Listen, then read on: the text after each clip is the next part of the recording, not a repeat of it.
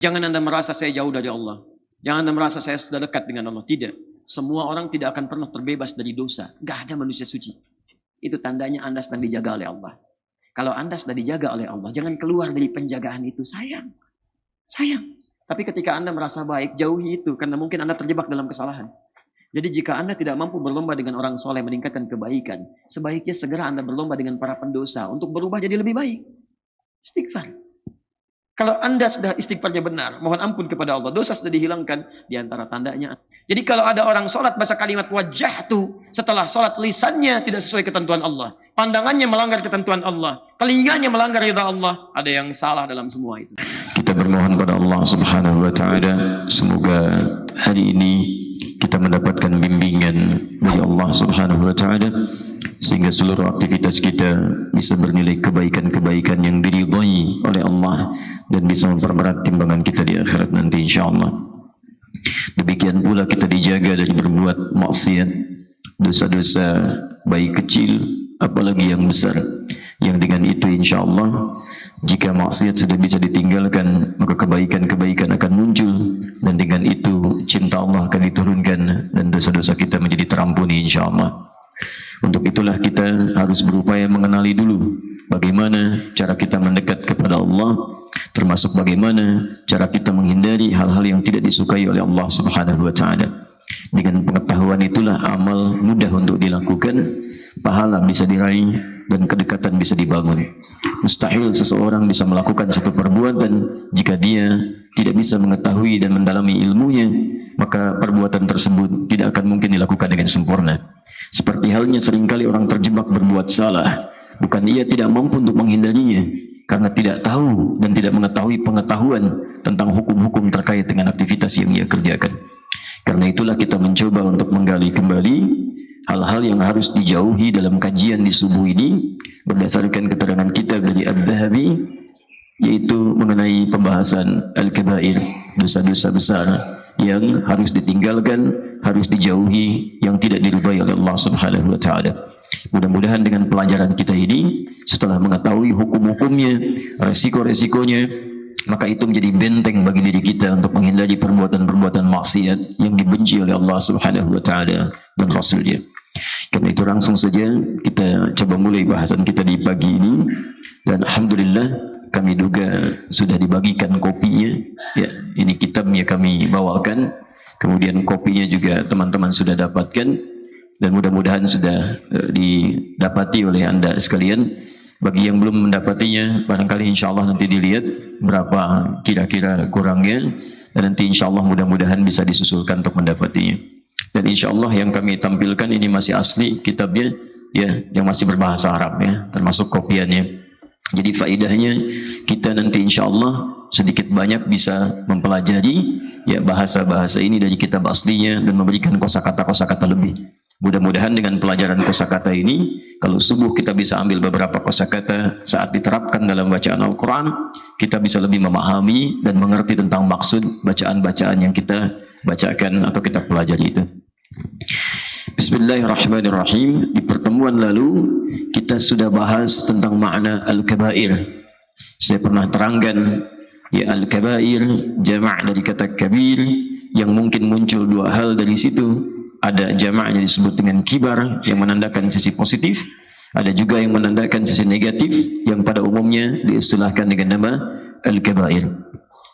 Dua-duanya menunjuk pada makna besar, tapi yang satu positif, ya, kebesaran yang positif. Ulama-ulama besar jadi rujukan disebut dengan kibarul ulama. Ulama hadis kibarul muhaddithin, ulama tafsir kibarul mufassirin, ulama fiqih kibarul fuqaha. Menunjuk pada sesuatu yang besar yang menghadirkan penghormatan dan nilai-nilai positif. Tapi umumnya kalau ingin diungkapkan dengan istilah-istilah yang mengacu pada hal yang negatif, yang harus dijauhi, resikonya begitu berat, dosanya begitu besar, maka diistilahkan tidak hanya dalam istilah syariat, tapi juga istilah-istilah umum disebut dengan kabair. Ya, misal kalau Anda ingin mengerjakan satu perbuatan yang bahayanya besar, resikonya tinggi, orang Arab akan mengatakan fi kabair. Awas, di situ ada resiko-resiko yang besar yang tidak mudah, jauhi kan? Maka istilah itu kemudian diambil digunakan pula dalam syariat, bahkan nanti disebutkan turunan-turunan ini dalam Al-Quranul Karim yang kita akan coba telusuri dan baca ayat-ayatnya. Maka ketika Anda menemukan kitab-kitab dengan tulisan dan di judul Al-Kabair, apalagi dikaitkan dengan istilah syariat, maka tidak ada lain dalam istilah ini kecuali menunjuk pada dosa-dosa besar yang resikonya cukup tinggi. Kalau disebutkan resiko tinggi itu artinya bukan hanya masuk neraka, mungkin juga jahanam. Kalau sudah jahanam ya nggak bisa keluar di dalamnya. Nah, jadi resikonya sangat tinggi, dosanya teramat besar, dan mutlak bagi kita untuk menjauhi dan meninggalkan yang dimaksudkan. Paham sampai sini? Baik, dan saya sudah jelaskan ini dengan sangat terperinci di pertemuan yang lalu. Bagi Anda yang tertinggal, silahkan bisa mengkaji ulang rekaman di bulan yang lalu. Baik, bismillahirrahmanirrahim. Al-Kabair, pembahasan tentang dosa-dosa besar. Awas, ini kalimat seperti ini menggunakan alif lam. Bagaimana Ustaz bisa diterjemahkan ke pembahasan dosa-dosa besar? Pembahasannya mana? Ini ada kalimat sebelumnya yang mahdzuf, yang dihilangkan. Ya, dalam ilmu nahwu nanti kalau Anda belajar, ya kita bisa lihat hadhihi al-kabair. Asalnya begitu. Ya, atau kalau kita pakai hadza babul kabair. Ini adalah bab yang menjelaskan tentang dosa-dosa besar. Hanya ini untuk ikhtisar, menunjukkan kedalaman pengetahuan penulisnya, paham ilmu bahasa, supaya tidak terlampau banyak bahasa yang diungkapkan, kalimatnya terlampau panjang, maka diberikan langsung dengan rumus judul kalimat yang singkat, Al-Kabair, pembahasan tentang dosa-dosa besar. Jelas sampai sini? Baik. Awalnya di sini agak sabar ya. Kan bisa dikatakan kabair. Tapi kenapa menggunakan al? Ya, alnya di sini. Ulang, alnya di sini. Ini bisa mengandung dua makna. Ya, bisa mengandung dua makna. Pertama, ada yang disebut dengan al-istighraq. Ya, dalam bahasa Arab ada namanya al-istighraq. Nih, untuk pengetahuan dulu ya, mohon sabar bila belajar khususnya kitab dengan kami, karena setiap hurufnya kalau ada makna saya akan uraikan. Kalau tidak ada, saya akan teruskan. Ya. Tapi dalam bahasa Arab, setiap huruf bahkan itu punya makna. Ya, bahkan nanti, misal, ini huruf apa? Halo? Tuh, antum sudah salah. Awas hati-hati. Kalau tidak tahu cukup katakan apa? Itu gampangnya begitu aja gitu kan. Baik, kalau tidak tahu cukup katakan Allahu a'lam. Kalau tahu jawab. Ini huruf apa? Masya Allah, huruf Allahu a'lam. Sepanjang saya belajar bahasa Arab belum ada huruf Allahu a'lam. Baik. Ini huruf, ini bukan alif, ini hamzah namanya. Hamzah, hamzah wasal. Hamzah wasal. Hamzah al-wasal. Kalau sudah pakai kepala disebut qata' namanya. Hamzah qata'. Ya. Kalau wasal itu artinya bisa disambung dengan kalimat setelahnya dan bisa nggak dibaca. Ya. Saya beri contoh di Al-Hujurat, misal bisa. Maaf. Baik. Saya harus konsisten sekarang bikin tulisan khatnya karena ada guru khat saya dulu waktu di pesantren hari ini. Bismillah. Biasanya saya bikin pakai hot saka kan, saka hoyong. Sekarang saya gunakan nasakh saja. Bisa al-ismu, kan? Bisa ismu al-fusuq ba'da al-iman. Perhatikan. Bisa ismu al-fusuq. Lihat, bisa ismu al-fusuq. Ini bukan alif, ini hamzah. Hamzah wasal. Wasal artinya bersambung, nyambung. Kenapa disebut dengan wasal? Karena huruf ini, hamzah ini, dalam keadaan tertentu kalau bersambung dengan huruf sebelum dan setelahnya, kalimat sebelum dan setelahnya, ini bisa nggak dibaca, bisa langsung saja. Maka ketika Anda baca ayat ini, Anda akan katakan, bacakan bi'salismul fusuq ba'dal iman. Jelas? Bi'salismul fusuq ba'dal iman. Jadi kalau Anda tambahkan alif lam di sini misalnya, ya, lebih nyambung lagi. Bi'salismul fusuq ba'dal iman. Jadi kalimat ini hamzah bahkan bisa hilang. Bisa hilang. Misal ba, kemudian ismun, ini Allah. Kalau Anda satukan misalnya, Anda tulis begini, ba, ismun, Allah. Baca. Bismillah. Saya ulang, baca. Bismillah. Lihat, Bismillah. Ba-nya walaupun saya naikkan ke atas gini, saya naikkan ke atas, tetap saya tuliskan. Saya sambungkan dengan ba di sini. Alif, hamzahnya saya sambungkan ke sini. Lihat. Begitu saya sambungkan, tetap saya tuliskan, tapi nggak dibaca. Saya nggak baca bismillah, tapi saya bacakan bismillah. Hamzahnya nggak dibaca. Itulah sebabnya kenapa disebut dengan wasal, disambung, karena hamzah ini dalam keadaan tertentu bisa disambungkan langsung pada kalimat seterusnya tanpa harus dibacakan. Karena sering dibacakan bismillah, bismillah, bismillah, seakan-akan hamzahnya hilang, maka dalam keadaan tertentu kadang tidak dituliskan. Menjadi begini kalimatnya, bismillah. Paham? Maka ini sebabnya disebut dengan hamzah wasal. Tapi kalau sudah pakai kepala begini, ini kota. Kota itu mutlak, tegak, tidak boleh hilang. Jadi kalau ada huruf begini, ada kepalanya, ini mau nggak mau harus dibaca, tidak boleh dilewat. Jadi kalau ada kalimat sudah seperti ini, ya tidak boleh dilewatkan, harus dibacakan harakatnya, baik itu di atas ataupun di bawah. Ya, misal hamzah, kemudian ada kepalanya di bawah, oke? Cuma hamzah yang punya kepala di bawah, kita itu di atas semua, ya. Ba, ra, ini apa sekarang? Ibrahim. Yang ini hamzah, yang ini? Kalau tidak tahu katakan apa? Baik, alhamdulillah. Ini hamzah, yang ini baru alif. Yang ini baru alif. Jadi setiap terdapat di depan itu disebut hamzah. Kalau di tengah-tengah atau di belakang itu disebut dengan alif. Nah, lihat bedanya. Kalau ini bisa dilewat. Kalau ini dia mesti dibaca, harakatnya mesti dibaca. Ibrahim. Sekalipun ada huruf atau kalimat sebelumnya, maka ini tidak boleh dihilangkan. Gak boleh dilewat. Harus dibacakan persis kalimatnya. Quran surah kedua Al-Baqarah ayat 124. Posisi paling kanan di pertengahan. Wa idzibtala Ibrahim rabbuhu. I-nya dibaca. Gak bisa kita bacakan wa idzibtala Ibrahim. Gak boleh. Paham? Ini yang disebut dengan hamzah qata, ini wasal, ini alif. Nah, setiap huruf dalam bahasa Arab itu punya makna. Entah itu hamzah wasal, entah itu hamzah qata, termasuk huruf ba-nya, termasuk huruf ta-nya, sampai seterusnya. Ini huruf ba saja ada 14 makna ini. 14 makna. Ya. Disebutkan di Mughnil Labib an Kutubil Arif dari Ibnu Hisham. Ini ada 1, 2, 3, 4. Ya, orang kita Indonesia pernah ngambil program S3 di Mesir. Ya, ngambil program S3. Disertasinya hanya menafsirkan huruf ba di Quran surah ke-5 Al-Maidah ayat yang ke-6. Posisi paling kiri sebelah atas.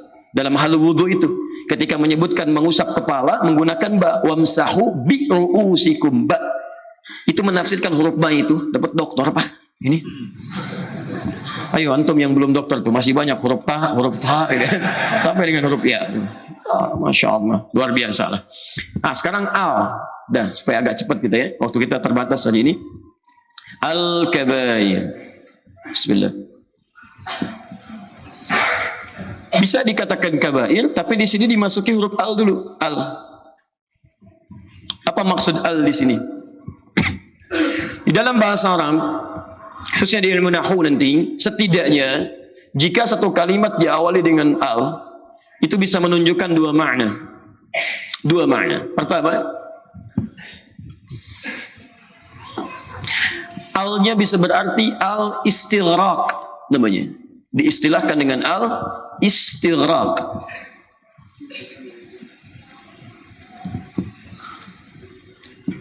Ya. Apa itu al-istighraq?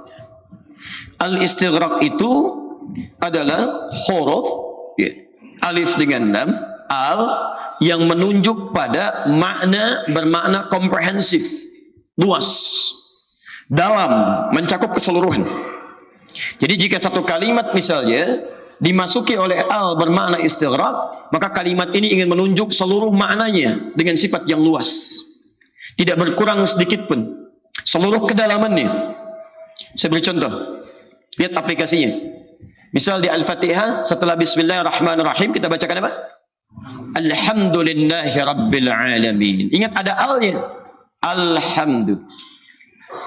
Ini lillahi Rabbil Alamin. Al. Oh, hati-hati para imam ketika membacakan ini, awas jangan hilang alnya. Karena bisa saja dikatakan Alhamdulillahi Rabbil Alamin, tapi di sini menggunakan al. Alhamdulillahi Rabbil Alamin. Ada alnya. Al di sini maknanya istighraq. Makanya diartikan segala, semua. Kalau segala itu kan seluruhnya. Semuanya. Jangan dikurangi, sehingga dengan pengurangan itu sifat segalanya dihilang. Lihat sini. Hamdu itu pujian. Pujian. Lillah liyam mulkiyah, menunjuk pada milik.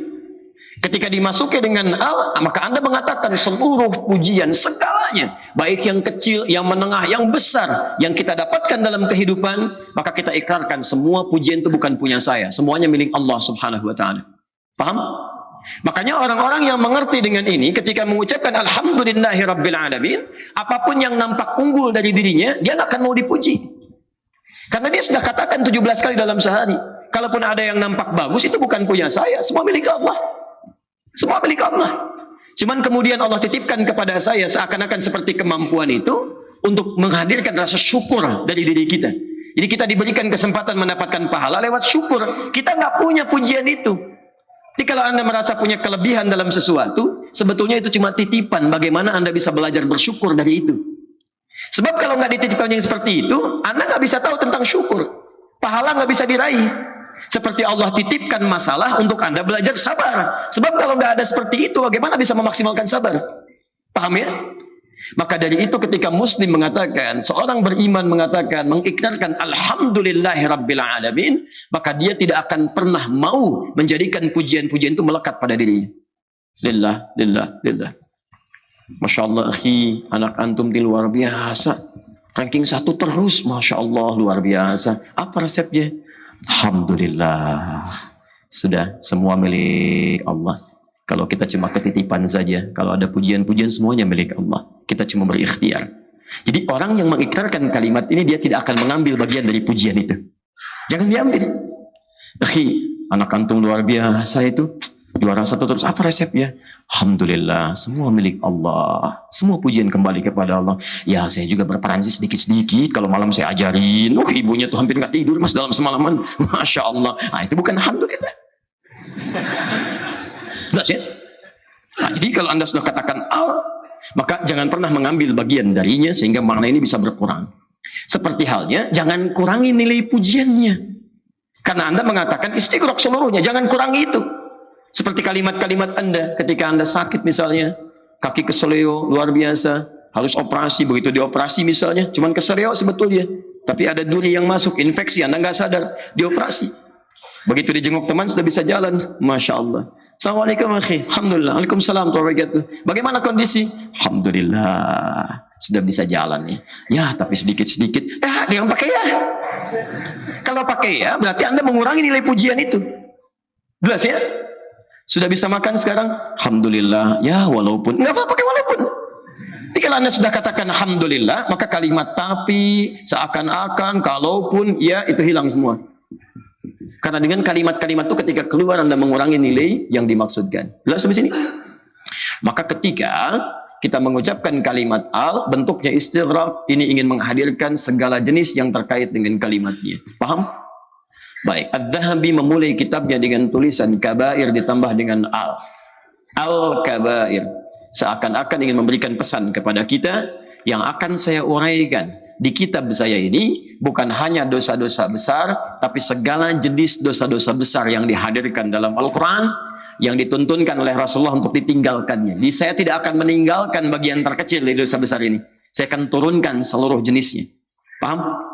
Baik, itulah sebabnya kalimat kabair menggunakan al untuk menegaskan bahwa beliau ingin membahas keseluruhan atau segala jenis dosa-dosa besar yang pernah diterangkan oleh Al-Quran dan Sunnah Rasulullah SAW. Mengerti sekarang? Baik, Alhamdulillah. Kedua, al-ta'rif. Ta'rif. Kalimat yang disebut dengan ma'rifah.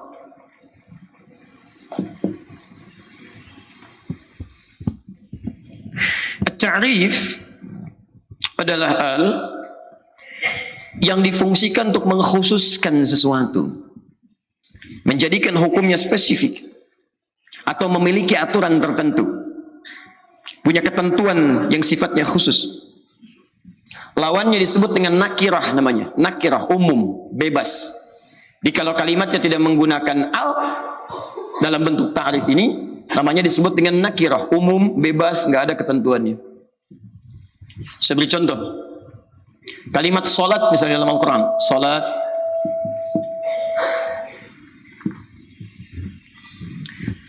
Kalau tidak disebutkan al yang mengiringi kalimat ini, salat misalnya, oke? Bisa begini bentuk jamaknya, bisa begini bentuk tunggalnya, nggak pakai alif lam. Maka ini disebut dengan nakirah, bebas, umum. Jadi kalau diperintahkan salat tidak menggunakan alif lam, berarti salat Anda bebas. Mau cepat silahkan, mau lambat silahkan, terserah Anda lah. Mau khusyuk, mau tidak, itu pilihan. Silahkan. Nanti tarawih itu, ada yang 11 rakaat, ada yang 23 rakaat, Masya Allah. Kalau tidak menggunakan al, bebas. 23 rakaat, 7 menit Pak. Allahu Akbar, Allahu Akbar, Allahu Akbar, Allahu Akbar. Ya, itu tidak pakai al. Tapi kalau menggunakan al, Anda nggak bisa sembarangan. Ada ketentuan khusus, ta'rif khusus, spesifik. Ya, ada aturannya yang tidak boleh dilanggar. Yang ketika Anda melanggar bagian dari aturan ini bisa menyebabkan konsekuensi pada tidak benarnya salat Anda. Bahkan tidak sah, mesti diulang. Nah, sekarang cek semua kalimat salat dalam Al-Quran yang bermakna ibadah, umumnya akan selalu menggunakan al di depannya. Silahkan cek. Kalimat salat pertama Quran surah kedua Al-Baqarah, ayat yang ketiga itu, posisi paling kiri di atas. Alladzina yu'minuna bil ghaib wa yuqimunas salah. 43 wa aqimus salah. 45 wasta'inu bis sabri was salah. 153 ya ayyuhalladzina amanu ista'inu bis sabri was, selalu ada alif lamnya. Dan sekalipun alif lamnya hilang maka diganti dengan dhamir di ujungnya. Ya, lihat kalimatnya. Qad aflahal mu'minun alladzina hum fi salatihim. Alif lamnya enggak ada, ganti dengan him di ujungnya untuk menunjuk pada ma'rifah. Jadi ini menunjukkan pesan bahwa yang disampaikan bukan sembarangan, ada aturan, ada ketentuan yang nggak boleh dilanggar. Yang itu mesti kita pelajari. Ya, Al-Bukhari nomor hadis 751, 757, redaksi yang sama di hadis Muslim nomor hadis 397. Saya pernah kisahkan seorang Khalad Az-Zuraiqi di awal-awal masa ibadah salat. Dia datang kepada Nabi, ya, ja'a rajulun ila Nabi sallallahu alaihi wasallam, fadakhala ila Masjidin Nabawi, masuk ke Masjid Nabi, fa shalla bi jambin Nabi sallallahu alaihi wasallam. Kemudian dia salat di samping Nabi sallallahu alaihi wasallam, wan nabiyyu fi nahiyatin ukhra min al-masjid. Nabi di sisi yang lain di masjid. Nabi di sisi, beliau kemudian salat. Ya, ketika selesai salatnya, falamma sallama yaminan wa shimala, salam ke kanan dan ke kiri, datang kepada Nabi mengucapkan salam, assalamu alayka ayuhan Nabi. Kata Nabi, alaikassalam wa rahmatullahi wa barakatuh. Irji' salli fa innaka lam tusalli. Silakan kembali sholat karena Anda belum sholat. Padahal sudah salam. Mengulang sampai 3 kali. Fa'ada sholat thalatha marat. Balik lagi kepada Nabi. Disumpahkan kalimat yang sama. Disampaikan kalimat yang serupa. Sholli fa innaka lam tusalli. Anda silakan sholat lagi karena Anda belum sholat. Sampai dia berkata, ya Rasulullah ma uhsinu ghairah. Ya Rasulullah, saya nggak bisa lebih baik lagi daripada ini. Alimni, tolong ajarkan saya.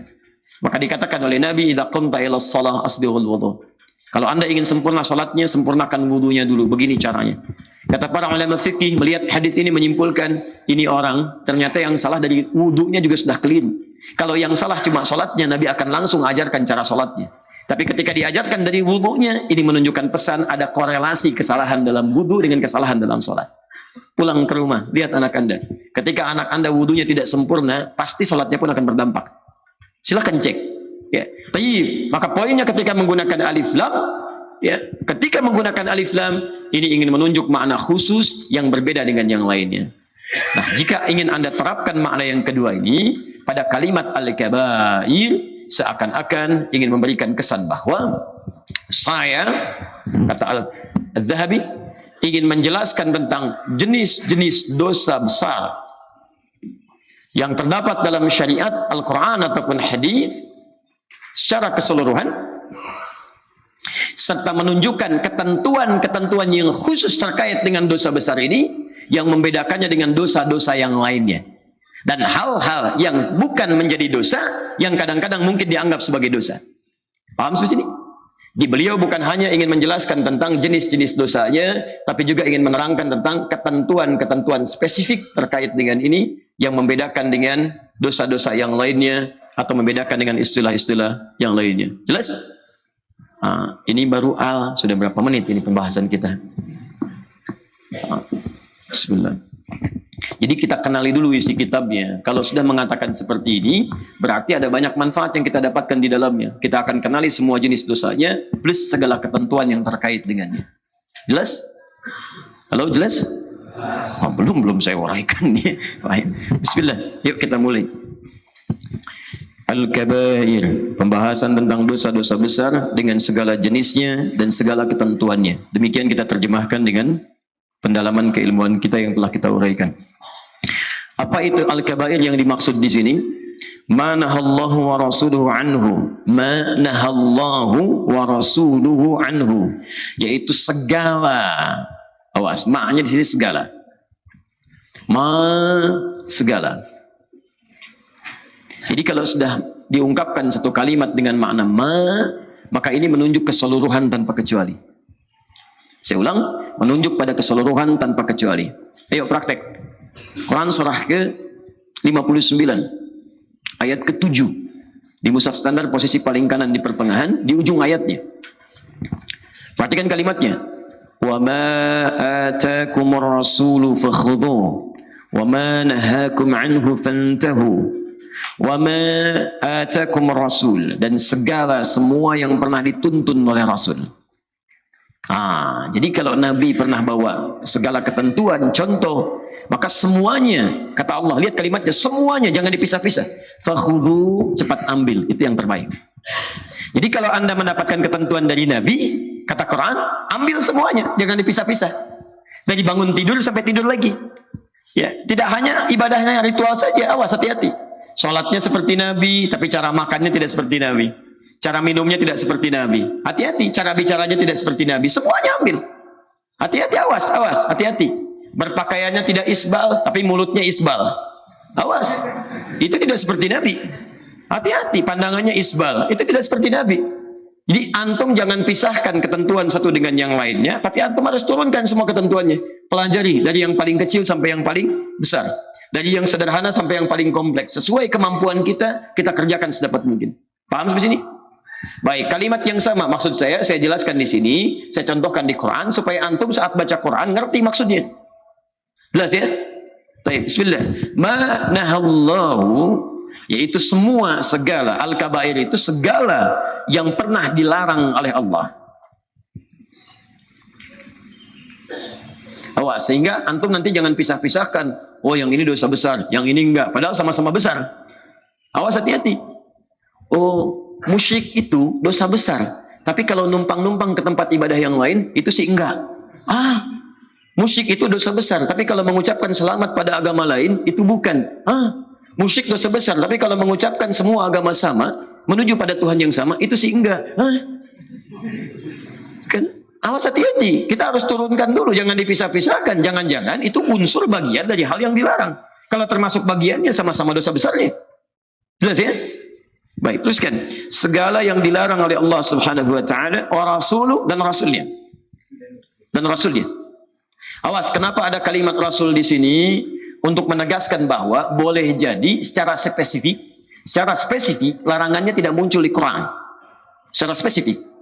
Bukan tidak muncul itu berarti haram, bukan. Karena kalimat di Qurannya berbentuk umum sifatnya yang ditafsir kemudian oleh penjelasan Rasulullah SAW. Maka kalimat yang umum ini ketika ditafsirkan, dijelaskan oleh Nabi, maka rinciannya ada dalam keterangan Nabi SAW. Awas, hati-hati. Antum pernah mendapatkan misal, mohon maaf, di Quran ada kalimat misalnya, ya ekstasi. Ada kalimat misalnya sabu, narkoba. Tidak. Ya, tapi kalimat-kalimat ini yang merusak kepada akal diungkapkan dengan bentuk satu, khamr. Ya. Misal, kalau Anda buka pertama kali Quran surah kedua Al-Baqarah ayat 219 posisi paling kiri sebelah bawah, yas'alunaka 'anil khamri wal maisir. Mereka bertanya pada Muhammad SAW tentang hukum khamr. Ya, khamr itu mencakup segala jenis yang bisa merusak kepada akal. Ada yang menerjemahkan miras, minuman keras. Ya, ada yang menerjemahkan narkotika, menerjemahkan narkoba, sehingga ada yang menerjemahkan mereka bertanya kepada Muhammad tentang hukum mirasantika, minuman keras dan narkotika dan seterusnya. Nah, jadi kalimat-kalimat ini secara spesifik tidak dijelaskan dalam Al-Quran, tapi dalam hadis nanti dirinci apa saja yang bisa membuat ya, akal kita kemudian menjadi terpengaruh, rusak di dalamnya, kesadaran kita terganggu, maka hukumnya masuk dalam kategori hukum haram. Paham? Baik. Jadi di sini ada kalimat Rasul, termasuk bila di Quran Anda temukan kalimat Rasul, ini artinya dalam menafsirkan Al-Quran kita mesti melihat bagaimana keterangan Rasulullah SAW. Sekaligus menepis anggapan sebagian orang yang tidak mau belajar hadis, pengennya Quran aja. Saya aliran Quran, hadis enggak. Masya Allah, bagaimana antum sholatnya? Karena di Quran tidak dijelaskan bagaimana cara sholat. Cuma diperintahkan wa aqimus sholat, tunaikan sholat. Antum sholatnya bagaimana? Itu urusan nanti. Oh, nggak bisa. Ya, antum harus lihat turunannya. Paham ya? Baik, bismillah. Manahallahu wa rasuluhu anhu fil kitab was sunnah. Tertuang di dalam Alkitab, maksudnya Al-Quran, was sunnah, dalam sunnah Rasulullah SAW. Jadi yang dimaksud pembahasan larangan ini, yang ditegaskan oleh Allah dan Rasul, itu yang tertuang dalam Al-Quran dan Sunnah. Jadi kalau ada larangan-larangan misalnya tertuang bukan dalam kitab ini, atau tidak sama dengan yang tertuang dalam Al-Quran dan Sunnah, walaupun penjelasan dan sebagainya, tapi keluar dari ketentuan Al-Quran dan Sunnah, itu boleh tidak kita gunakan. Jelas ya? Boleh tidak kita gunakan. Awas, hati-hati. Ya. Dan termasuk mohon maaf, anjuran-anjuran kebaikan itu, kadang-kadang ada anjuran-anjuran yang kita dengar, tapi tidak harus kemudian kalimat umumnya muncul di Quran atau di Sunnah. Kalau di Quran jelas disebutkan sebagai ayat, kalau di Sunnah jelas disebut sebagai hadis. Kadang-kadang ada anjuran-anjuran yang sebetulnya nggak ada di Quran, nggak ada di hadis. Cuma pengembangan-pengembangan dari pemikiran. Maka tidak harus disebut sebagai hadis. Ya, di situ sering muncul hadis palsu karena nggak bisa dibedakan mana kata-kata mutiara, mana anjuran Al-Quran, mana anjuran hadis. Ya, misal saya beri contoh. Pernah dengar kalimat ini? Makan saat lapar, berhenti sebelum kenyang. Pernah dengar? Makanlah saat lapar, berhenti sebelum kenyang. Itu Masya Allah. Sampai pernah ditulis buku, artikel, dijelaskan ini hadis Nabi, manfaatnya begini-begini. Itu bukan hadis Nabi, Pak. Hadis palsu. Betul, bahkan saking palsunya, di kitab hadis palsu aja nggak ditemukan. Betul, nggak ditemukan. Itu cuma ada di kitab karangan Imam Al-Jalaluddin As-Suyuti. Namanya Ar-Rahmah fi Tibbi wal Hikmah. Dan disebutkan kisahnya, itu bukan bagian dari hadis. Ada kisah dengan 4 orang dokter itu. Kisahnya cukup panjang. Nanti temukan di kitab kami yang menyoal hadis populer itu. Banyak. Termasuk mohon maaf, jangan juga seseorang mengajak orang lain untuk berbuat baik, memberikan kalimat-kalimat, lalu dia katakan itu hadis, itu nggak boleh. Dosa hukumnya sekalipun Anda mengajak pada kebaikan, tapi dengan cara yang salah. Ya, jadi nggak usah menggunakan hadis yang salah, bahkan nggak ada hadisnya. Ada hadis tentang anjuran puasa di bulan-bulan Al-Haram. Ada hadisnya, gitu kan? Dan itu sangat dicintai oleh Allah. Puasa yang dicintai oleh Allah dan Rasulnya selain bulan Ramadan, itu di bulan-bulan Al-Haram. Bulan-bulan Al-Haram itu ada 4. Diisyaratkan di Quran, surah ke-9 ayat 36. Inna iddatash syuhuri 'inda Allahi 12 syahran fi kitabillah. Yawma khalaqas samawati wal arda minha arba'atun hurum. Awas. Sungguh jumlah bilangan bulan dalam setahun ada 12 bulan. Itu ditetapkan dalam ketentuan kitabnya. Sejak mulai langit dan bumi diciptakan. Dari 12 ini ada 4 bulan haram. Apa yang 4 itu? Dijelaskan oleh Nabi. Disebutkan di Al-Bukhari. Hadis riwayat Abu Bakrah. Di Al-Bukhari nomor hadis 3197. Ya, kata Nabi as-sanatu, ya, 1 tahun itu 12 syahran. Ada 12 bulan. Minha arba'atun hurum. Dari 12 ini ada 4 bulan hurum. Thalatha mutawaliyat. 3 berurutan.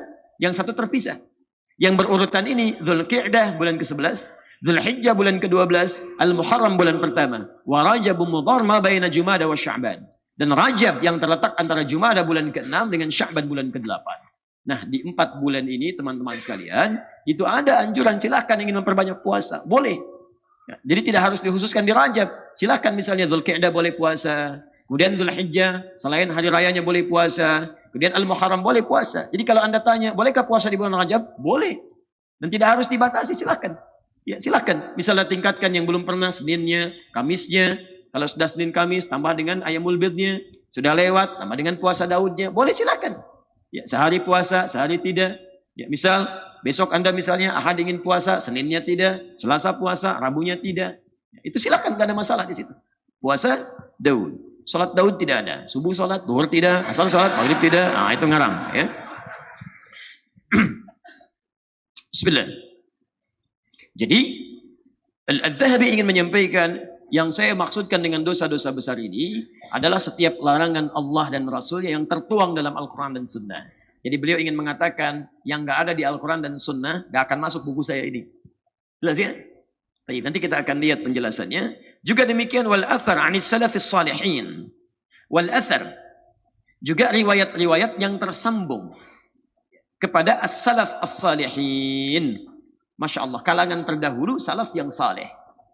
Jadi bukan hanya yang saya maksudkan Al-Quran, bukan hanya yang saya maksudkan tertuang dalam sunnah, tapi juga saya akan mengambil penjelasan-penjelasan dari ulama-ulama salaf yang saleh. Pertama saya ingin terangkan kalimat athar dulu, athar. Kemudian saya jelaskan salaf. Apa itu salaf? Ya, sekarang jangan-jangan antum sering dengar istilah salaf, salafi dan sebagainya. Apa yang dimaksudkan dengan itu? Ini pun sudah ada sejak dulu ya. Baik, bismillah. Saya coba tuliskan sebentar.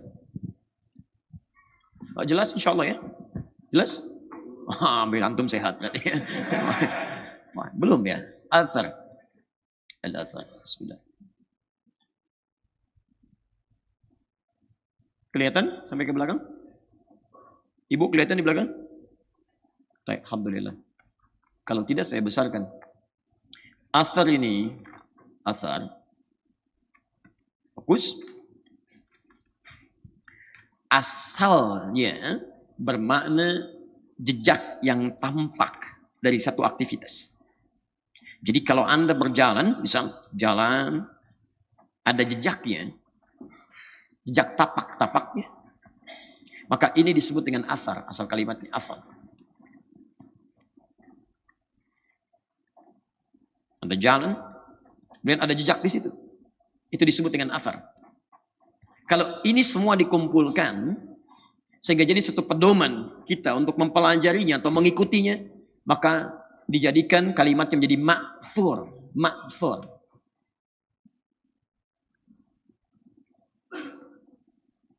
Kalau dikumpulkan lebih banyak lagi, maka dijamakkan dengan mu'annath. Mu'annath salim, ma'thurat. Saya kesini dulu. Nah, ini kata Imam Ad-Dhahabi tadi, saya akan bahas dari sisi Al-Quran, sisi Sunnah, tapi juga penjelasan ini saya akan dengar dari orang-orang terdahulu, salafus salihin, dan menggunakan kalimat athar di sini. Seakan-akan beliau ingin katakan, saya akan ikuti jejak-jejak ulama salaf ketika menafsirkan dosa-dosa besar ini. Bagaimana jejaknya? Ini menunjukkan kedalaman pengetahuan beliau. Saya akan ikuti jejak mereka. Maksudnya dilacak oleh beliau dari sanadnya, dari penjelasannya, dari kitab-kitab yang sudah ada. Ini menunjukkan kesan bahwa beliau berhati-hati dalam pembahasannya, tidak menyimpulkan dengan pendapatnya, tapi melacak jejak ulama-ulama dulu untuk memberikan gambaran penafsiran tentang Al-Quran dan Sunnah. Paham? Jadi teman-teman, secara umum, kalau Anda temukan kalimat athar, itu yang dimaksudkan adalah bisa jejak, bisa tanda, bisa riwayat. Ini riwayat, ada ma'thurat. Pernah dengar zikir ma'thurat? Nah ya, baik, ma'thurat itu artinya bukan sekedar zikir, tapi zikir-zikir yang dikumpulkan hasil penelusuran dari riwayat-riwayat yang pernah sampai kepada kita dari orang-orang terdahulu. Paham? Baik. Athar lagi, misal jejak, tanda dari satu aktivitas yang nampak. Quran surah ke-48 ayat 29. Muhammadur Rasulullah walladzina ma'ahu asyidda'u 'alal kuffar ruhama'u bainahum tarahum ruk'an sujada yabtaghuna fadlan. Awas di hati min Rabbi minallahi wa ridwana simahum fi wujuhihim min atharis sujud. Athar. Umat Nabi Muhammad itu sallallahu alaihi wasallam, Masya Allah, tegas kepada yang menyimpang, berkasih sayang dengan sesamanya, kan? Hati-hati. Jadi kalau ada orang yang berkasih sayang dengan yang menyimpang, tapi keras pada sesamanya, itu bukan bagian dari sifat umat Nabi Muhammad sallallahu alaihi wasallam. Awas yang menyimpang dibela, dimacam-macam dan sebagainya. Ya Masya Allah, yang baik-baik malah pada diusirin, ya, kemudian diselisih dan sebagainya. Ada sesuatu yang salah di situ, harus diperbaiki. Mumpung masih hidup seharusnya segera tobat sebelum meninggal. Kalau sudah meninggal susah gitu kan. Tapi kemudian lihat kalimatnya, tarahum ruk'an sujada, dan mereka berlatih untuk mendapatkan sifat itu dengan menyempurnakan ruku dan sujudnya. Lalu bermohon kepada Allah untuk mendapatkan keutamaan baik dunia ataupun akhirat. Simahum, ada tanda. Simahum fi wujuhim, di wajahnya. Awas hati-hati, bukan di keningnya tapi di wajahnya. Jangan ketawa dulu, kita jelaskan dulu gitu kan. Awas hati-hati. Simahum fi wujuhihim, ada tanda di wajahnya. Kalau kening itu jabha. Jabha. Kalau wujuh itu jamak dari kata wajah. Apa itu wajah? Nah, kalau tidak tahu katakan apa? Masya Allah. Apa itu wajah? Masya Allah. Baik. Yuk kita tanyakan. Wallahu a'lam, Allah yang tahu. Kita tanyakan kepada Allah. Satu, makna wajah yang pertama itu bagian muka dari kepala kita ini. Quran surah kelima ayat yang ke-6. Ketika kita berwudu diminta membasuh wajah. Ya ayyuhalladzina amanu. Surah kelima Al-Maidah ayat ke-6. Posisi paling kiri sebelah atas. Ya ayyuhalladzina amanu. Hai orang-orang telah menyatakan dirinya beriman kepada Allah. Idza qumtum ilas shalah. Pakai alif lam lagi salatnya. Jika Anda ingin menyempurnakan salat, fagsilu, maka mulailah basuh wujuhakum, wajah. Lihat wujuh, simahum fi wujuhihim, fagsilu wujuhakum. Jadi kalau diartikan wajah ini kening di sini, maka Anda wudunya cuma basuh ini aja. Tapi Anda basuhkan keseluruhannya dari batas atas sampai ke bawah. Yang ada jenggotnya di selai-selai juga. Ini menunjukkan wajah makna yang pertama. Yang kedua, wajah itu bisa diartikan adalah bagian yang tampak dari keseluruhan tubuh. Dari ujung kepala sampai ujung kaki. Di wajah. Makanya ketika Anda sholat misalnya, Anda baca doa istiftah, di antara doanya di hadis riwayat Muslim, nomor hadis 1488, dari sahabat Ali bin Abi Thalib radhiyallahu taala anhu, kata beliau, bima makna shallaitu khalfa Rasulillah sallallahu alaihi wasallam. Saya pernah sholat di belakang Rasulullah sallallahu alaihi wasallam. Fastaftaha. Beliau membaca doa istiftahnya, wajjahtu wajhiya lilladzi fataras samawati wal ardh. Saya hadapkan diri saya sepenuhnya. Wajah tuh dari ujung kepala sampai ujung kaki. Kalau diartikan cuman ini saja, berarti antum ngadep kiblatnya yang ini aja, gitu kan? Jadi begini. Nah, itu bisa salah. Paham ya? Saya pasrahkan diri saya sepenuhnya dari ujung kepala sampai ujung kaki. Makanya kalau orang mengatakan kalimat wajah tuh, maka dia akan pasrahkan ketentuan dari ujung kepala sampai ujung kaki menurut aturan Allah Subhanahu wa taala. Setelah sholat, nggak mungkin kepalanya melakukan aktivitas kecuali atas kehendak Allah, menurut ketentuan Allah. Matanya hanya akan melihat berdasar ketentuan Allah. Telinganya hanya akan dengar berdasar ketentuan Allah. Bicaranya hanya akan keluar kata-kata berdasar ketentuan Allah. Jadi kalau ada orang sholat bahasa kalimat wajah tuh, setelah sholat lisannya tidak sesuai ketentuan Allah. Pandangannya melanggar ketentuan Allah. Telinganya melanggar ridha Allah. Ada yang salah dalam semua itu. Ada yang keliru. Makanya orang yang benar itu sholatnya, rukunya, sujudnya ada athar, ada tampak. Tampak, tanda. Tanda. Di mana tandanya? Nampak dari aura wajahnya, nampak dari sikap-sikap baiknya, tangannya, kakinya, dari ujung kepala sampai ujung kaki. Min atharis sujud, dari bekas sujudnya. Athar yang dimaksudkan di sini dari jejak-jejak sujudnya yang benar. Makanya kata para ulama, yang dimaksud di sini bukan tidak harus tanda yang nampak di kening. Ya, jadi kalau ada orang yang punya tanda di keningnya misalnya, ya tanda hitam dan sebagainya, tapi tidak punya jejak-jejak seperti tadi, jejak sujudnya yang nampak dari aura kebaikan di wajahnya, senyumnya, kalau lihat orang ini teduh, enak, perilakunya baik, itu yang dimaksudkan. Makanya kata para salafus saleh, orang-orang yang banyak sujud di malam harinya itu siang-siangnya akhlaknya mulia, pekertinya baik. Ya, jadi kalau misalnya ada tanda di keningnya, kemudian sikapnya baik, alhamdulillah. Ini bagian dari tanda-tanda kebaikan. Tapi kalau di keningnya misalnya hitam, tapi akhlaknya buruk, baru ketemu sudah kecut, ya ucapkan salam gak disapa dan sebagainya, misal, maka itu bukan yang dimaksudkan di sini. Paham? Baik, tapi tidak harus saling mencela di sini. Mungkin dia ketika sujud sejadinya kotor kali ya.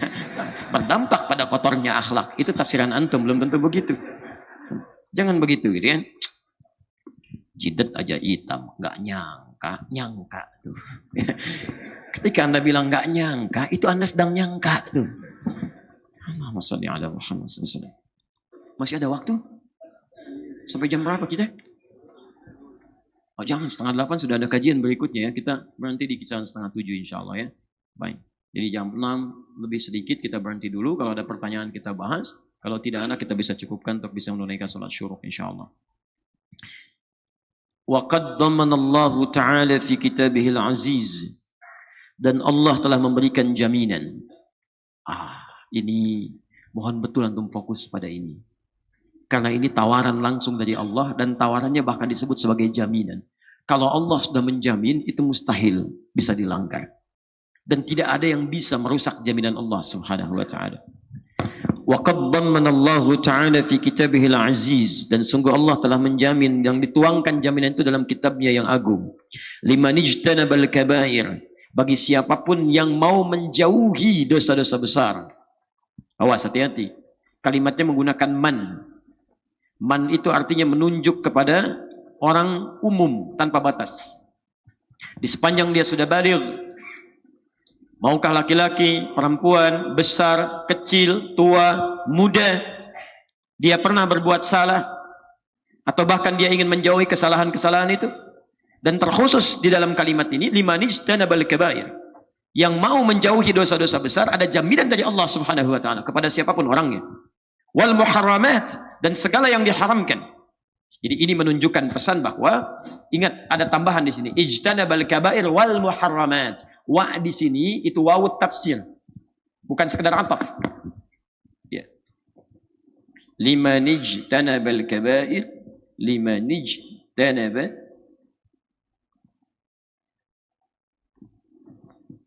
al-kaba'ir wal muharramat. Ini wa-nya nih, wa al-muharramat, wa al-muharramat. Ya. Lihat sini. Allah berikan jaminan bagi siapapun, man, tanpa batas. Masya Allah. Terbuka untuk kita semua saat ini. Jangan Anda merasa saya jauh dari Allah. Jangan Anda merasa saya sudah dekat dengan Allah. Tidak. Semua orang tidak akan pernah terbebas dari dosa. Gak ada manusia suci. Yang maksum cuma Nabi. Cuma Nabi. Jadi kalau sekarang ada yang mengatakan imam kami maksum, berarti imam Anda mengaku Nabi. Tidak ada yang maksum kecuali para Nabi dan Rasul. Dijaga dari berbuat dosa. Kita itu anak cucu Adam itu khatta'un. Berpeluang salah, berpeluang berbuat dosa. Tapi Masya Allah, siapapun dia kata Allah, nanti kita akan lihat. Dijelaskan oleh Ad-Dhahabi di sini, siapapun orang yang mau kemudian berusaha, ijtanabal kaba'ir, menjauhi dosa-dosa besar, wal muharramat, wa-nya di sini tafsir. Jadi tidak hanya diartikan dan waw di sini. Yang dimaksud dengan al-kabair ini adalah muharramat, yang diharamkan oleh Allah Subhanahu wa taala. Liman ijtanabal kabair, yang menjauhi al-kabair wal muharramat. Ya, dan lihat, dan termasuk dalam yang diharamkan oleh Allah Subhanahu wa taala. Jadi kalau Anda mengerjakan dosa-dosa besar, bukan sekedar berdosa, tapi Anda telah berbuat haram. Telah masuk dalam ketentuan haram. Bahkan bentuknya jamak tuh, muharramat, segala yang diharamkan. Apa jaminannya? Masya Allah. An yukaffira anhu. Maka Allah akan berkenan menghapuskan, menghilangkan. Kafara itu bisa berarti menghapus atau berarti menutup.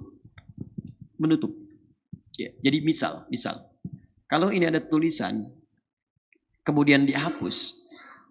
Kita praktekkan saja misalnya ya. Ini ada tulisan, terus saya coba hapus misal.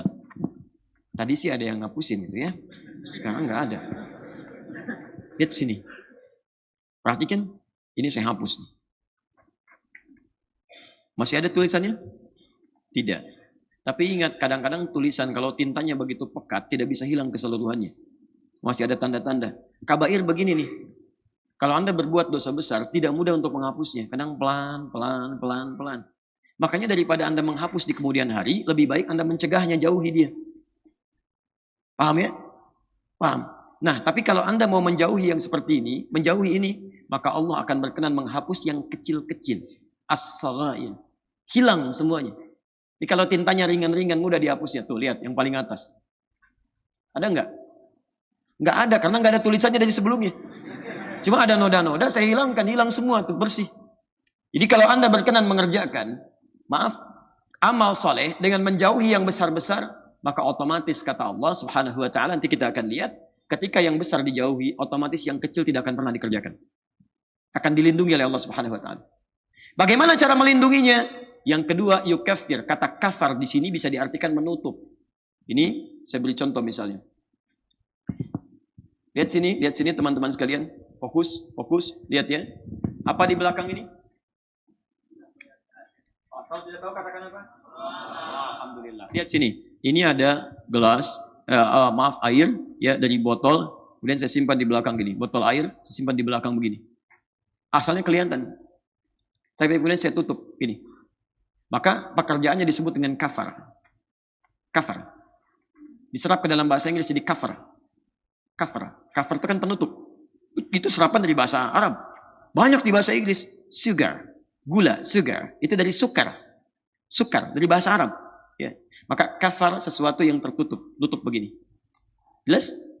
Ada makna positif, ada negatif. Yang negatif misalnya kafir. Kafir. Orang yang menutup diri, tertutup dia. Belum mau menerima risalah Islam.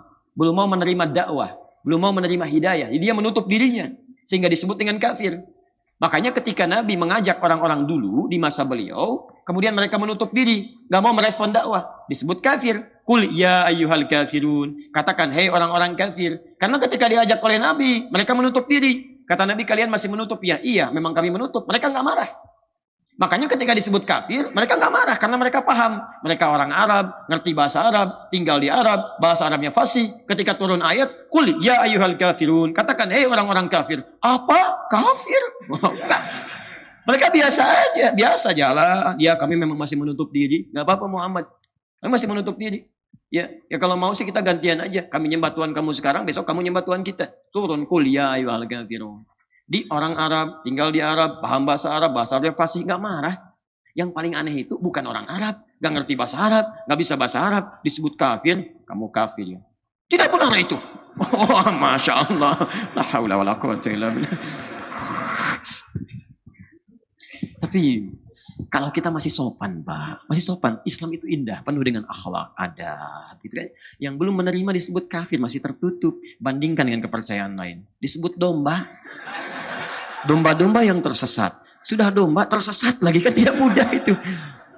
Contoh ya, jangan marah, kita kan sedang ilmiah. Kalau dipersoalkan, ayo kita diskusi. Awas ya, jangan baru sebentar-sebentar tersangka. Repot itu. Aduh. Haula wala quwwata illa billah. Kita rindu yang seperti dulu tuh ada diskusi, gitu kan? Dulu banyak diskusi-diskusi itu.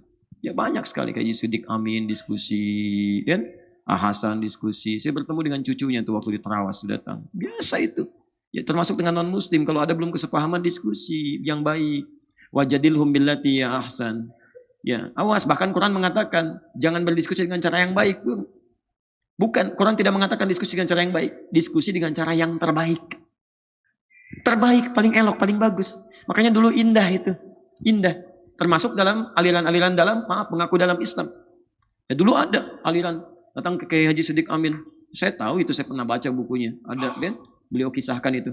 Datang mengatakan, jadi pahamnya itu harus ada imam, harus baiat. Di syahadatnya belum jelas. Kalau belum baiat kepada imamnya belum Islam. Ya, datang kepada beliau. Nanya ini pertanyaannya. Apakah Ustadz sudah Islam? Maka kata Kiai Sidik Amin, oh tidak. Kalau sudah Islam, Islamnya sudahan. Masya Allah. Kalau Anda bagaimana? Saya sudah Islam, berarti sudahan Islam Anda. Kalau saya sedang Islam katanya. Sedang Islam. Kalau belum Islam belum masuk, kalau sudah Islam, Islamnya sudahan. Nah, ini kalimat-kalimat ringan yang menggunakan mantik ya untuk membuat logika orang-orang seperti ini dibalikan kembali sehingga dia sadar bahwa ada yang salah dalam apa yang dia yakini. Dulu tuh indah sekali ya. Sekarang sedikit-sedikit kok jadi rame gitu kan. Baik jualan jilbab jadi rame, panci jadi rame macam ini. Nah, aja kan. Aneh manusia hari ini. Sudah ya. Saya takut antum nanti menjadi mustami yang mensana in corpore sano. Ustadz nerangin ke sana, antum mikir ke sono gitu. Jadi nggak nyambung kita. Teruskan. Bismillah. Wa qaddamana Allah Ta'ala fi kitabil aziz. Allah Subhanahu wa taala menjamin dalam kitabnya yang mulia, yang agung, liman ijtanabal kabair, bagi orang-orang yang mau menjauhi dosa-dosa besar wal muharramat yang diharamkan oleh Allah, ayyukaffir anhu lis-saghair. Untuk menghapuskan yang kecil-kecilnya. Cara menghapusnya ditutup peluang berbuat salahnya. Kafir. Di-kafir. Jadi kalau orang sudah terbiasa menjauhi yang besar-besar, begitu dia akan mengerjakan misal terfikir berbuat yang salah yang kecil, itu ditutup oleh Allah peluangnya. Prakteknya begini, prakteknya. Kalau sudah tertutup begitu, maka ketika dia akan melihat sesuatu, misal, itu bisa langsung dipalingkan seketika. Ada tempat maksiat, diberikan petunjuk di hatinya untuk tidak lewat situ, dialihkan. Tutup. Sifatnya bisa beda-beda. Semakin dia bersemangat meninggalkannya, semakin cepat tuh. Bahkan tidak diberi peluang ke situ.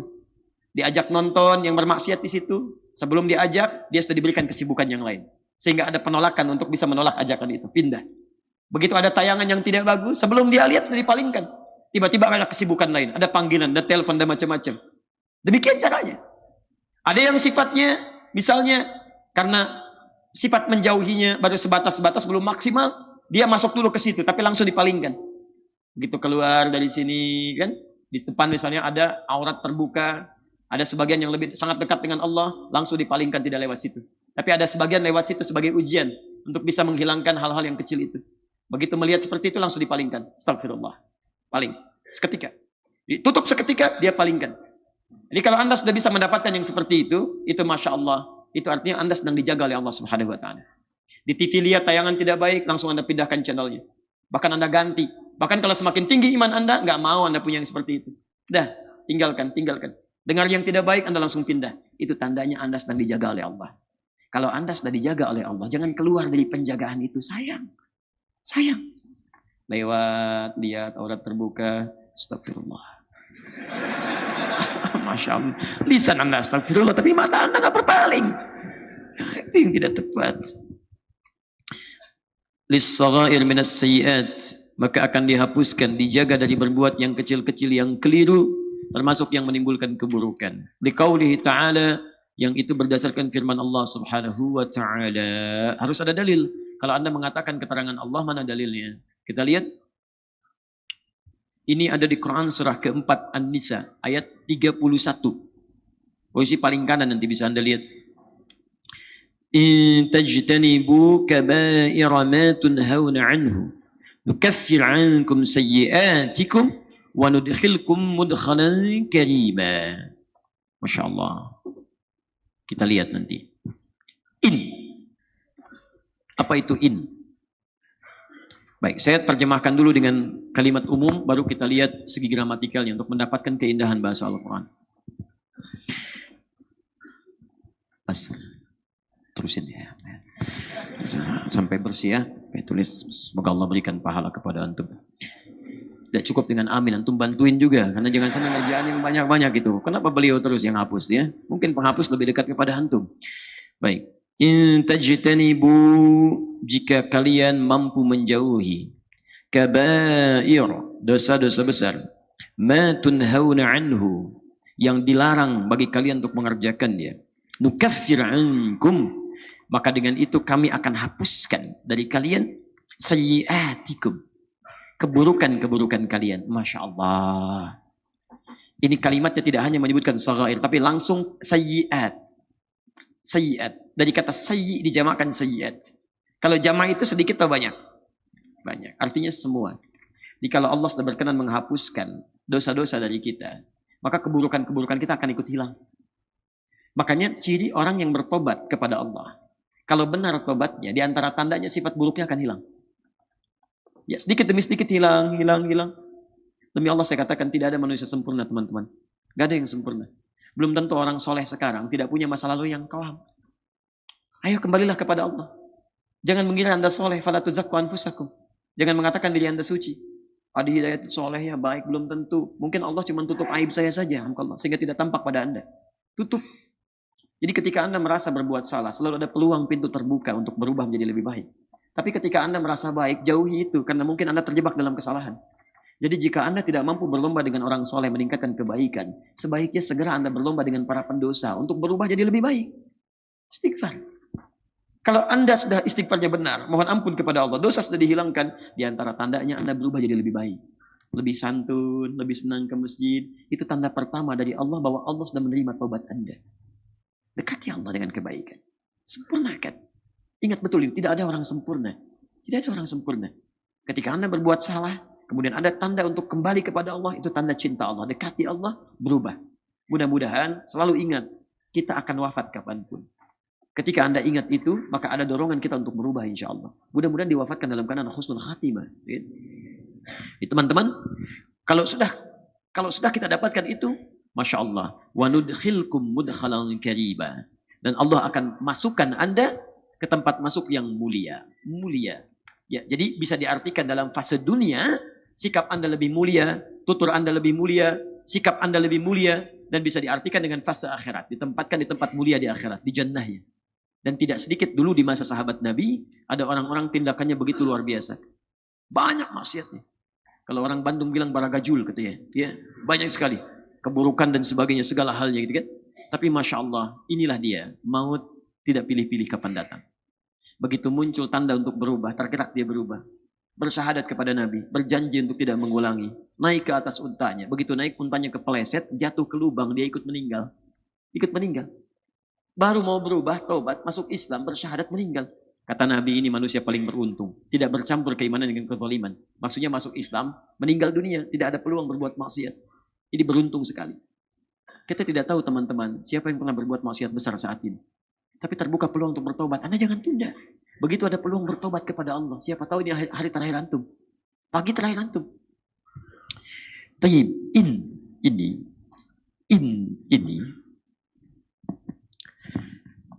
Dalam bahasa Arab dikenal dengan harfu syaratin. Huruf syarat. Tapi bukan syarat biasa. Karena idza pun idza itu harfu syaratin.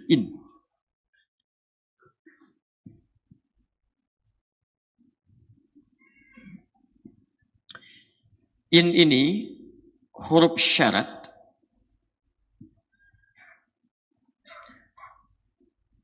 yang jika syarat ini dipenuhi, maka jawabannya dalam ilmu nahwu disebut jawab syarat.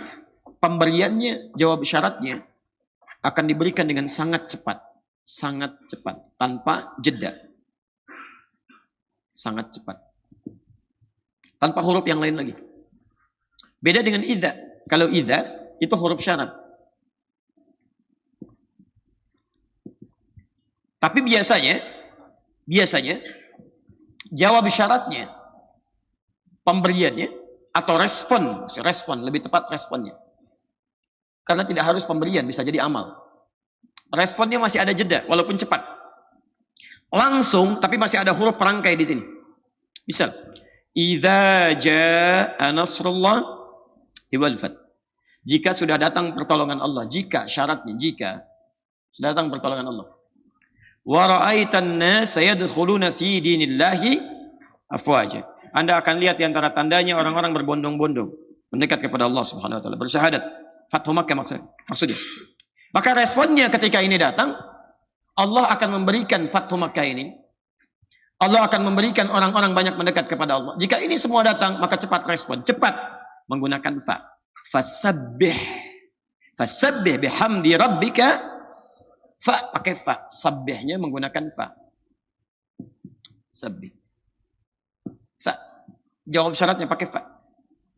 Walaupun fa dalam huruf ataf yang menunjuk aktivitas tanpa jeda, dakhala Ahmad ilal jami fa Ali, Ahmad masuk ke masjid, lalu Ali, antara Ahmad masuk dengan Ali masuk itu enggak ada jeda. Ali masuk, Ahmad masuk, ngikut di belakang.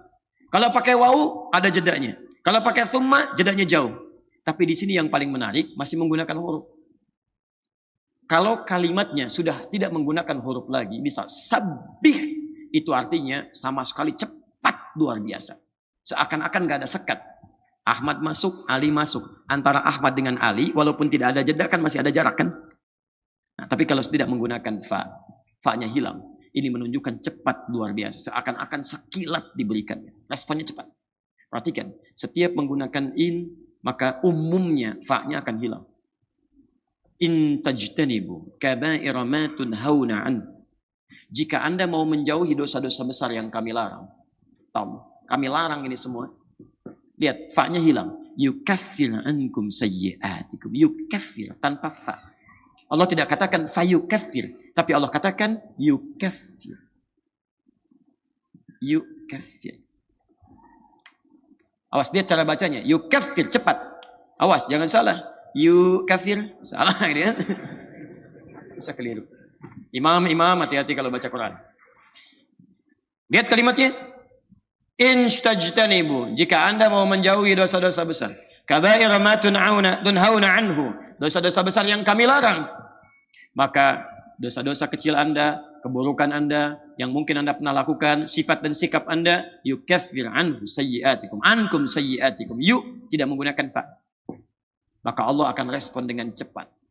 Dosa-dosa Anda yang kecil sebelumnya segera dihapuskan. Hilang, hilang, hilang, hilang, hilang. Nggak ada jeda dalam menghilangkannya. Sekarang ada tawaran. Saya mohon maaf. Ada di antara kita yang nggak pernah punya dosa? Yang dosanya sedikit boleh angkat tangan.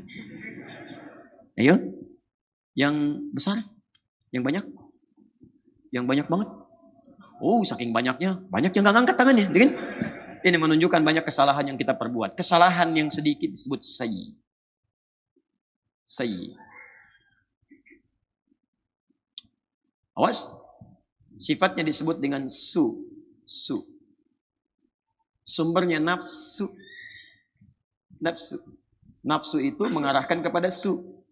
Kalau sudah jadi perbuatan, jadi sayyi namanya. Quran surah 12 ayat 53. Wa ma ubarri'u nafsi innan nafsa la'ammaratun bisu. Nafsu mengarahkan pada yang buruk-buruk. Nonton, awalnya nontonnya tayangan yang buruk. Pada ujungnya praktek, ada zina, ada pornografi, porno aksi, macam-macam dan sebagainya. Salah. Maka kalau sudah seperti itu, sayyi namanya. Sayyi. Kalau semakin banyak dilakukan jadi sayyiat. Jamak, sayyiat. Masya Allah. Antum mau menjauhi dosa-dosa besar, maka kesalahan-kesalahan yang banyak ini berkenan dihapuskan oleh Allah Subhanahu wa taala. Cepat, nggak ada jeda. Plus antum dijaga setelah itu, tidak akan senang dengan kalimat-kalimat yang sama. Bahkan dengar kalimatnya pun antum sudah nggak akan mau. Ya, dengar keadaannya sudah nggak pengen dengar. Maka ini tawaran dari Allah. Jika Anda sadar, punya banyak kesalahan pernah dilakukan termasuk saya, maka orang cerdas seharusnya mulai hari ini dia mau berubah. Ini sudah tahu banyak waktu terbuang dengan kesalahan, kok sisanya masih berbuat salah juga? Kalau Anda sadar kemarin-kemarin banyak salahnya, seharusnya sisanya jangan salah lagi. Ini tahu kemarin banyak dosanya, kok sekarang masih sempat berbuat salah lagi? Anda perlu berapa subuh lagi untuk bisa berubah? Perlu berapa hari lagi untuk bisa berbenah? Jelas sampai sini? Kalau Anda bisa lakukan itu, maka jaminannya nudkhilkum mudkhalan karima. Kami akan rubah pola kehidupannya memulai dengan sifat-sifat yang mulia. Kata-katanya mulia, pandangannya mulia, akhlaknya mulia, dan nanti dimasukkan ke tempat yang paling mulia insyaallah. Siap untuk berubah? Kalau kita jadi baik, sudah. Bangsa ini pun terbantu. Negara ini terbantu. Kalau se-Indonesia baik, sudah bangsanya jadi baik. Di bekerja dimanapun Anda akan jadi baik. Polisi yang baik, gitu kan? DPR yang baik, Dewan yang baik, diplomat yang baik, segalanya baik. Maka cukup menjadi orang baik, maka jadilah kebaikan itu tersebar dalam kehidupan kita. Paham? Baik. Sekira kita cukupkan dulu di sini, teman-teman sekalian.